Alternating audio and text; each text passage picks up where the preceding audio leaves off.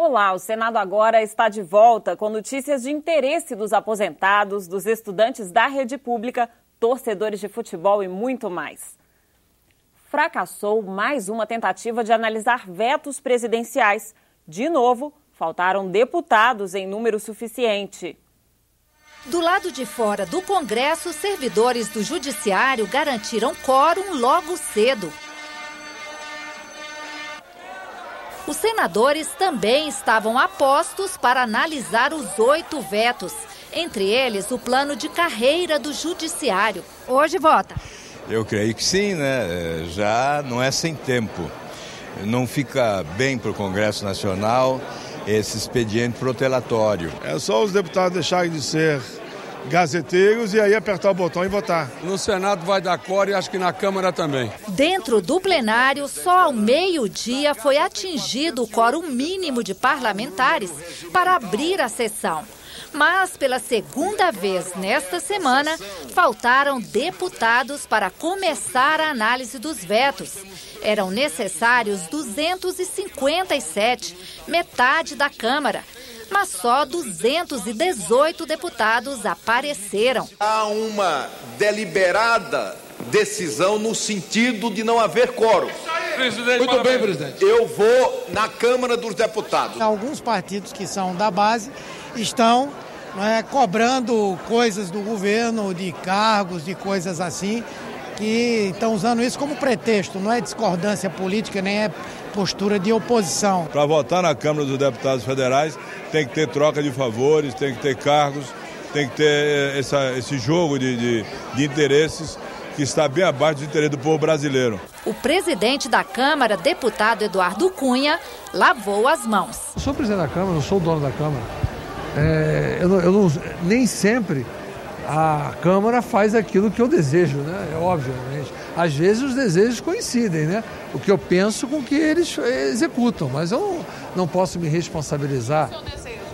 Por enquanto, ainda não existe data para uma nova sessão do Congresso. De acordo com o líder do governo no Senado, Delcídio Amaral, o momento é de parar para avaliar com cautela a situação política e só depois retomar a pauta dos vetos. Agora é barriga no balcão, conversar com todo mundo, ter humildade e nome a nome, fazer um mapeamento claro, consistente para saber efetivamente qual é a base que nós temos. O Tribunal de Contas da União decidiu, por unanimidade, recomendar a rejeição das contas do governo federal de 2014. De acordo com o parecer aprovado, houve excesso de gastos e manobras no repasse de recursos a bancos públicos, chamadas de pedaladas fiscais. O parecer do TCU pode ter consequências políticas, como pedidos de impeachment da presidente Dilma Rousseff. O documento será encaminhado ao Congresso, que vai dar a palavra final sobre as contas do governo. Aqui o relatório passa pela Comissão de Orçamento e pelo plenário do Congresso. O plenário do Senado votou 3 medidas provisórias nesta quarta-feira. Agora é com a presidente Dilma Rousseff. 2 MPs tratam de assuntos mais técnicos, como liberação de recursos do orçamento e contratos para fornecimento de energia. Mas um dos projetos diz respeito a todo trabalhador que contribui para a Previdência Social. A medida provisória 676 foi editada depois que a presidente Dilma Rousseff vetou o projeto que acabava com o fator previdenciário. De acordo com a MP, o trabalhador vai poder se aposentar quando a soma da idade com o tempo de contribuição for igual a 85 no caso das mulheres e 95 para os homens. Essa regra vale até 30 de dezembro de 2018. A partir daí, o critério muda a cada 2 anos. Em 31 de dezembro de 2018, 86,96. Em 2020, 87,97. Em 2022, 88,98. Em 2024, 89,99. E em 31 de dezembro de 2026, a regra chegaria a 90,100. A proposta uniu parlamentares do governo e da oposição. Conseguiu chegar a uma fórmula que, evoluindo de 2018 até 2026, para homens e mulheres homens soma de tempo de contribuição mais idade, 100 anos até 2026, e mulheres 90 anos em 2026, crescendo ano a ano, se chega ao entendimento que produz o consenso, o milagroso consenso. A fórmula 85-95, ela é bem melhor do que o fator previdenciário. Para ter uma ideia, com o fator, a mulher e o homem com salário integral só iriam se aposentar com 67 anos. Com a fórmula 85-95, a mulher se aposenta aos 55 e o homem aos 60. A MP também prevê a possibilidade de desaposentação. A pessoa que continua trabalhando depois de se aposentar terá direito a um benefício maior, levando em conta as novas contribuições ao INSS. Isso depois de 60 meses. O plenário aprovou ainda a medida provisória 677. Ela permite à Chesf, Companhia Hidrelétrica do São Francisco, prorrogar até 2037 contratos de fornecimento de energia com indústrias do Nordeste. Sem a MP, as empresas teriam que comprar energia no chamado Mercado Livre, que cobra mais caro pelo serviço. São empresas que demandam um volume de energia que é extremamente significativo e que não conseguiria sequer suprir a sua necessidade de demanda no próprio Mercado Livre. O relator incluiu no texto a possibilidade de que grandes consumidores do Sudeste e do Centro-Oeste adotem o mesmo sistema com a empresa Furnas e um artigo que converte de dólares para reais a dívida da Companhia Energética de Goiás. A empresa precisa dessa negociação. É uma negociação importante que nós estamos trocando uma dívida cara por uma dívida mais barata. É uma dívida em dólar. Hoje a variação cambial chega a 48%, mais juro de 12%. Essa dívida de janeiro até hoje já rendeu 62%. Mas o líder do Democratas, que também é de Goiás, apresentou um destaque para tentar derrubar esse artigo. Todo esse ajeitamento está sendo feito não é para resgatar a Celg distribuidora, é para envelopar a Celg para ser vendida em novembro de 2015. E a empresa que amanhã comprar a Celg, eu garanto a ela que ela não terá dívida em dólar e nem vai ter que arcar com esses 400 milhões. O pedido de destaque foi rejeitado e a medida provisória segue agora para a sanção presidencial. Os senadores também aprovaram a MP 686, que libera quase 10 bilhões de reais para o Fundo de Financiamento Estudantil, o FIES. O dinheiro vai cobrir contratos já existentes e abrir 61 mil novas vagas. O texto autoriza ainda a contratação de empréstimo para a compra de 36 caças suecos para a Força Aérea Brasileira. Serão 5 bilhões e 400 milhões de dólares.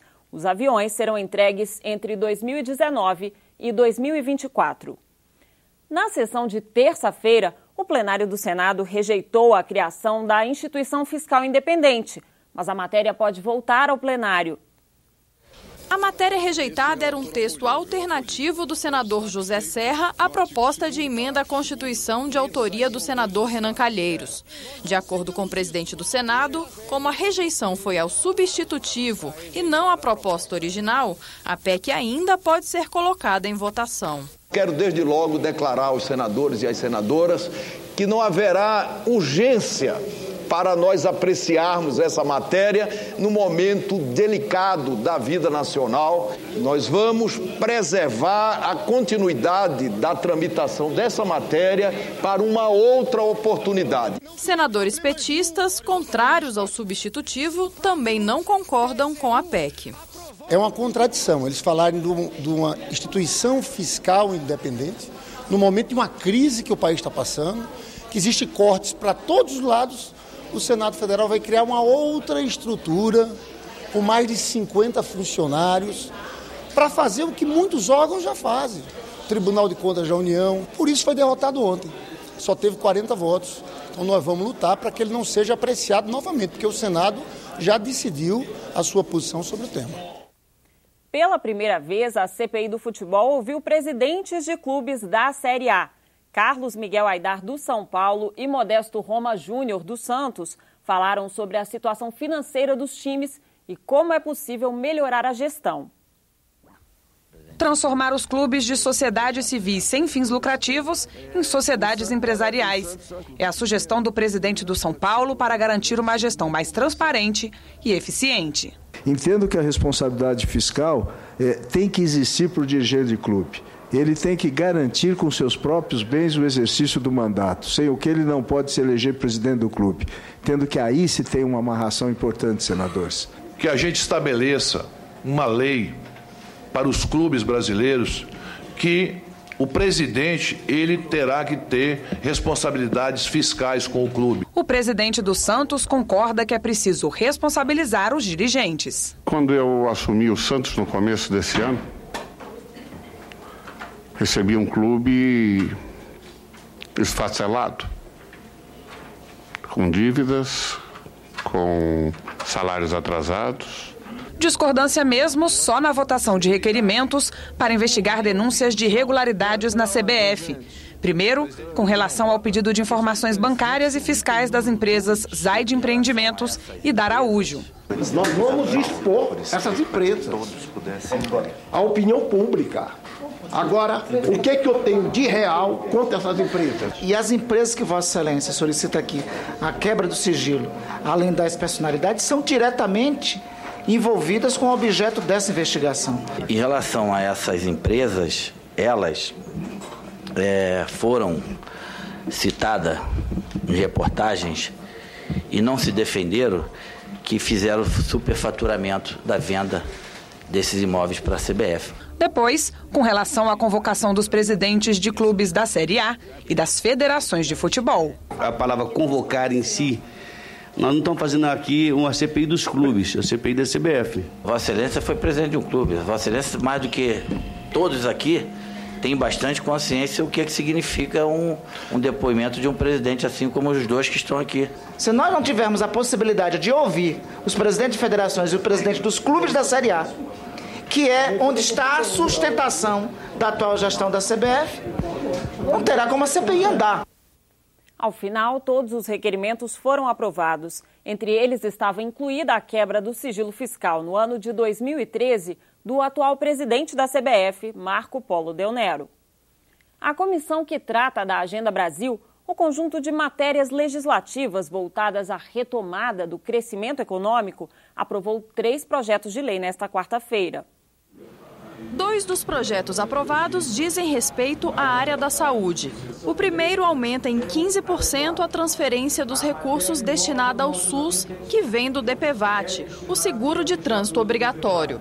Mais da metade dos segurados não recebe esse seguro, sobretudo aqueles do interior, dos rincões do Brasil, dos fundões do Brasil, de automóveis e de motos, sobretudo, que hoje praticamente são todos atendidos pelo Sistema Único de Saúde e não recebe absolutamente nada de troca. Então isso vai, de alguma forma, acrescentar alguns recursos para o Fundo Nacional de Saúde e, a partir disso, distribuído com os estados e os municípios. Então é um levantamento feito com muita responsabilidade, que não vai de nenhuma forma prejudicar aqueles que têm seguro a reembolsar, mas vai acrescentar quase um bilhão de reais no Fundo Nacional de Saúde. O relator da comissão explicou que não haverá aumento de impostos para o contribuinte. Não está se propondo o aumento aqui de carga tributária para ninguém, é na redistribuição para poder fazer a cobertura dos acidentes que ocorrem. Outro projeto aprovado foi o que retira um percentual dos lucros das empresas produtoras de derivados do tabaco e de bebidas alcoólicas. O objetivo é vincular essa receita ao Fundo Nacional da Saúde. São 2 drogas lícitas que contribuem para várias doenças, eu sou médico e acompanho isso de perto, para doenças crônicas que atingem mais, inclusive, a camada de menor poder aquisitivo. E eu observo que esse tratamento é um tratamento de alto custo e que tem sido feito pelo SUS. A terceira matéria que teve voto favorável da maioria foi o projeto que autoriza a criação do Fundo de Aval para suprir garantias exigidas por bancos nos empréstimos concedidos a micro, pequenas e médias empresas. A expectativa é que na semana que vem o trabalho do colegiado avance ainda mais. Eu espero que semana que vem nós tenhamos uma pauta aí de mais, no mínimo, uns 10 projetos para deliberar. Agora, esses 3 projetos de lei aprovados pela comissão especial devem ser diretamente encaminhados à Câmara dos Deputados, se não houver recurso para que sejam votados no plenário do Senado. Em debate no Senado há 2 anos, a reforma do ICMS segue sem acordo. Para estados, a mudança vai legalizar incentivos fiscais concedidos de maneira irregular a empresas. Para o governo federal, é uma chance de estimular a economia. O problema é fixar novas alíquotas e estabelecer as condições necessárias. O tema foi discutido em audiência pública na Comissão de Desenvolvimento Regional. Senadores agora analisam uma proposta com base em sugestão do Conselho Nacional de Política Fazendária. O Convênio 70 anistia os benefícios irregulares, reduz as alíquotas do ICMS para 4% e cria fundos de auxílio financeiro e desenvolvimento regional. Nós temos que ter uma unificação da alíquota que possa, ao mesmo tempo, ter outras formas de incentivo e de fomento. O problema-chave é a criação dos 2 fundos. Um para repor as perdas que os estados terão com as novas alíquotas e outro para financiar o desenvolvimento das regiões mais carentes. Os estados querem a garantia de que esses recursos não serão retidos. Porque há fundos que são meramente contábeis, que são contingenciados, que cancela-se o empenho, no ano seguinte nós não conseguimos ter acesso. Sejam recursos suficientes para fazer face a necessidade do Estado de manter políticas de desenvolvimento regional em substituição ao modelo já desgastado de concessão de benefícios fiscais e, com isso, continuar atraindo investimentos. A votação do projeto ficaria, então, condicionada à criação dos fundos. A situação atual realmente de incerteza, até saber o que vai acontecer com as contas da União, com a recomposição das contas da União esse ano, de fato, assim, está um assunto de difícil conversação. A posição do governo federal sempre foi, em consonância com os estados também, o andamento de todas as propostas em conjunto. O ICMS é o maior imposto do país, é o maior imposto dos estados, então tem que ser com a concordância dos estados. Os governadores estão se omitindo de se pronunciar neste momento. Essa é a verdade. Eu acho que precisava ficar muito bem delineado aqui nessa reunião. O que o governador pensa, o que ele defende? Ele defende isto que está aí, então assuma publicamente. Não é jogar nos ombros dos senadores amanhã uma aprovação de uma resolução como essa. O Colegiado de Educação fez um debate sobre o modelo de escola integral que, segundo o governo, tem mais de 3 milhões de alunos no país. Na audiência, senadores ouviram reclamações de demora no repasse de recursos e conheceram experiências bem-sucedidas em manter as crianças mais horas no ambiente escolar. Belo Horizonte começou a debater um modelo de educação integral ainda na década de 1990. A legislação que estabeleceu a criação das primeiras escolas na cidade é de 2002. O resultado surpreendeu os senadores. Na capital mineira, as escolas têm programas de meio ambiente, teatro, música, direitos humanos, esporte e lazer. Aulas e projetos são realizados em espaços fora da escola. Professora Sueli, isto aí é projeto ou já é realidade?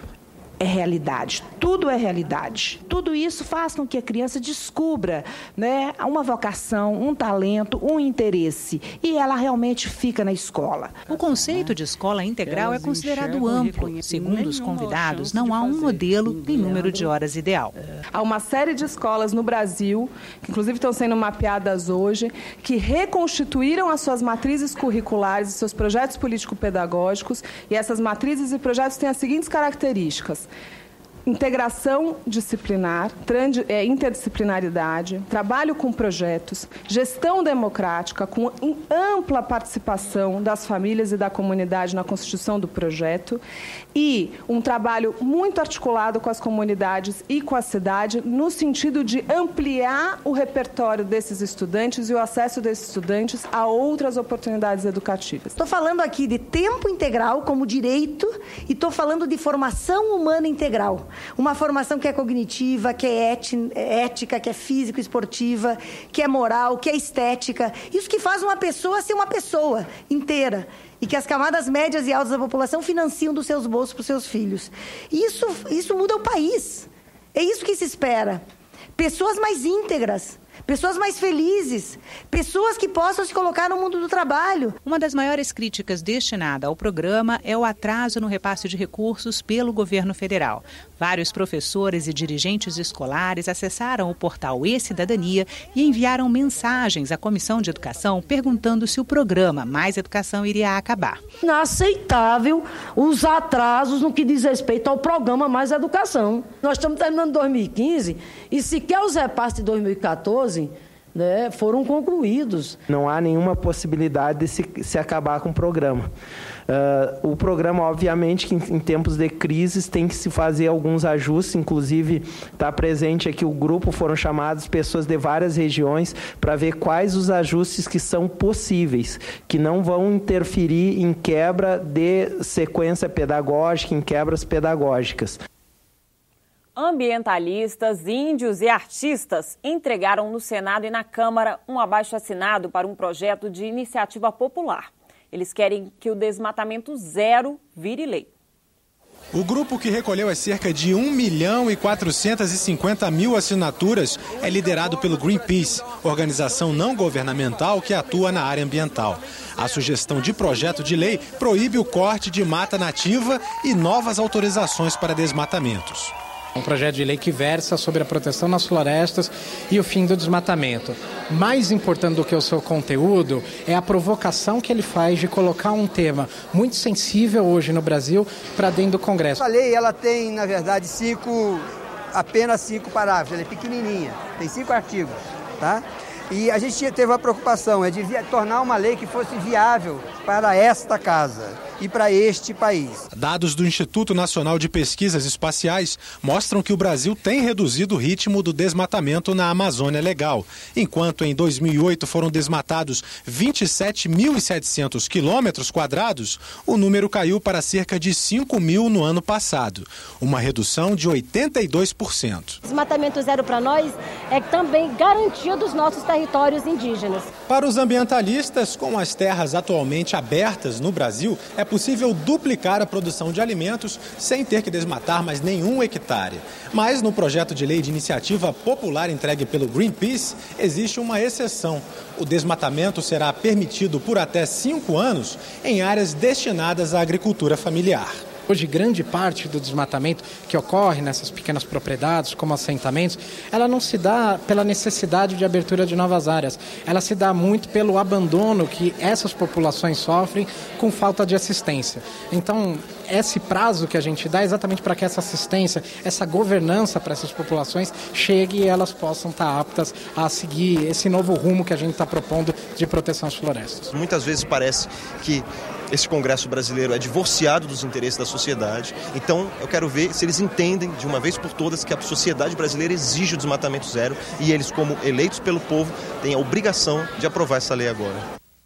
A sugestão chega ao Congresso pelas comissões de legislação participativa das duas casas. Para tramitar no Senado, tem que ser transformada em projeto do colegiado.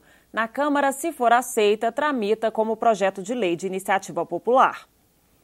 O Senado agora está terminando. Você pode assistir a todas as reportagens desta edição em nossa página na internet. No site você também tem acesso a mais informações sobre os projetos em discussão no Senado.